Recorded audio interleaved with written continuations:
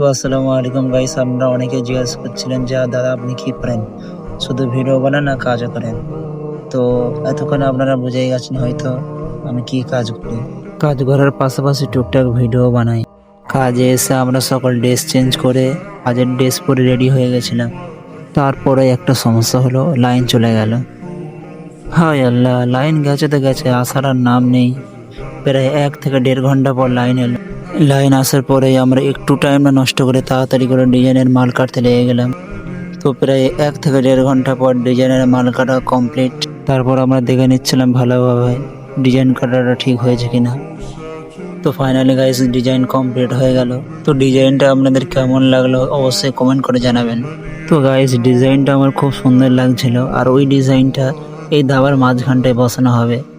আর ওই ডিজাইনটা যখন দাবায় বসানো হবে কেমন ভাবে বসালাম ওই ভিডিওটা যদি দেখতে যান অবশ্যই কমেন্ট করে জানাবেন। আর হ্যাঁ গাইস, আমি নতুন ব্লগার, আপনার ভিডিও নাও ভালো লাগতে পারে, আর যদি একটু ভালো লেগে থাকে লাইক করে দেবেন আর সাবস্ক্রাইব করে পাশে থাকবেন। আল্লাহ হাফেজ।